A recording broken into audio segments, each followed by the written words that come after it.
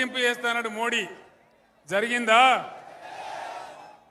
ఇట్లా ఇష్టం వచ్చినట్టుగా ఆయన నోటికి వచ్చినట్టు 150 రాలేదా? 15 లక్షలు రాలే, 30 లక్షలు రాలే, ఇవ్వలకు రాలే. కామారెడ్డిలకు 30 వచ్చినాయట కదా, మొత్తమే రాలేదా? ఏవలకేం జరగలే. రైతుల ఆదాయం రెట్టింపు చేస్తానడు మోడీ జరిగిందా? ఇట్లా ఇష్టం వచ్చినట్టుగా ఆయన నోటికి వచ్చినట్టు 150 వాగ్దానాలు చెప్పిండు. 150 ఒక్కటి కూడా అమలు కాలే. దేశ ప్రతిష్ట మంట కలిసింది, రూపాయి విలువ పడిపోయింది, అంతర్జాతీయంగా మన దేశ ప్రతిష్ట దెబ్బతిన్నది. ఇది వాస్తవం. మనకు రావాల్సిన నవోదయ కాలేజీలు రాలే, మనకు రావాల్సినటువంటి ఒక మెడికల్ కాలేజీ రాలే. మన 7 మండలాలు గుంజుకపోయి ఆంధ్రాకి అప్పచెప్పినాడు. మన సీలీరు విద్యుత్ ప్రాజెక్టు కూడా ఆంధ్రాకి అప్పచెప్పినాడు. తెలంగాణకు ఏనాడు కూడా ఒక మంచి పని నరేంద్ర మోడీ చేయలే. పైగా ఆయన ఒక మాట చెప్పిండు, తల్లిని చంపి బిడ్డని బతికించిండ్రు అంటాడు. తెలంగాణ ముచ్చట ఎప్పుడు వచ్చినా తల్లిని చంపి బిడ్డని బతికించిండ్రు అని దిక్కుమాలిన మాట మాట్లాడతాడు, పనికి మాలిన మాట మాట్లాడతాడు. మొన్నెక్కను అక్కడ కూడా ఉత్తర భారతదేశంలో కూడా అదే మాట మాట్లాడిండు. అది కూడా పూర జూట. ఈ రకంగా బీజేపీ పరిపాలన మనకు ఏ రకమైన మంచి చేయలేదు. పైగా మనకున్న 2 నదులను, కృష్ణా గోదావరి నదిని తీసుకుపోయి వేరే వాళ్ళకి ఇస్తా అని చెప్తాడు. బీజేపీ ఎప్పుడైనా దోపిడీదారుల పార్టీ, పెట్టుబడిదారుల పార్టీ తప్ప అది పేద ప్రజల పార్టీ కాదు. పేదలకు ఏమాత్రం లాభం కూడా చేయదు.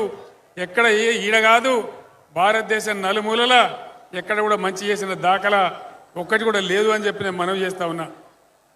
ఎంతసేపు మత విద్వేషం పెట్టాలి, ప్రజల మధ్య చిచ్చు పెట్టాలి, గందరగోళం చేసుడే తప్ప ఏ ఒక్క మంచి పని కూడా ప్రజలకు జరిగినటువంటి పరిస్థితి లేదు. అందువల్ల బీజేపీ పార్టీ మనకు పనికి రాదు.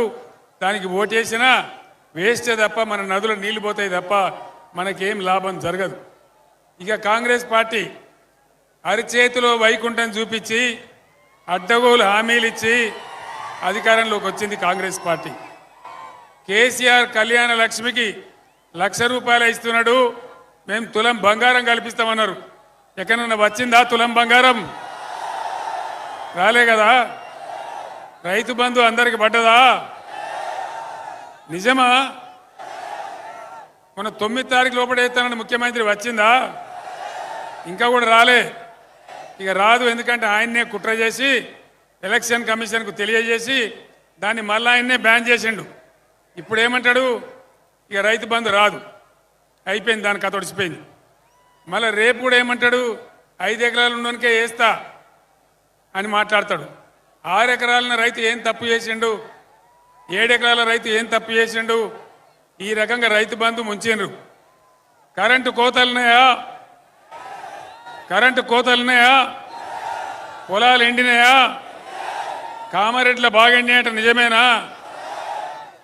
మరి ఏమైంది కరెంటుకో నేను అడుగుతా ఉన్నా దయచేసి. కేసీఆర్ ఉన్నప్పుడు 9 సంవత్సరాలు రెప్పపాటు కూడా పోకుండా కరెంట్ ఎంత బాగా వచ్చింది. ఇప్పుడు ఏం మాయరోగం వచ్చింది కరెంటుకు? ఎక్కడికి పోయింది మన కరెంటు?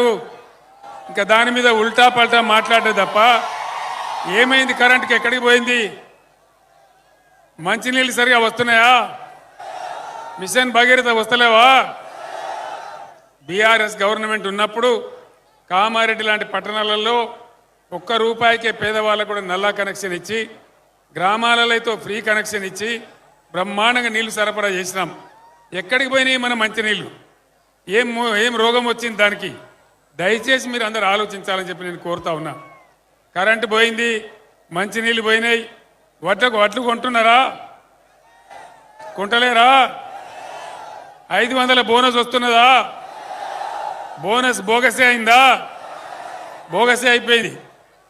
అదేవిధంగా ఇలా ముఖ్యమంత్రి ఒక మాట చెప్పిండు, కేసీఆర్ ఉన్నప్పుడు ₹1,00,000 మాఫీ చేసిండు, నేను 2 లక్షలు మాఫీ చేస్తా, డిసెంబర్ 9 నాడే సంతకం పెడతా, మీరు ఉరుకుని బ్యాంకులకు పోయి 2 లక్షలు అప్పు తెచ్చుకోమన్నాడు. వచ్చిందా 2 లక్షల రుణమాఫీ? రాలేదా? కాలేదా అన్న 2 లక్షల రుణమాఫీ?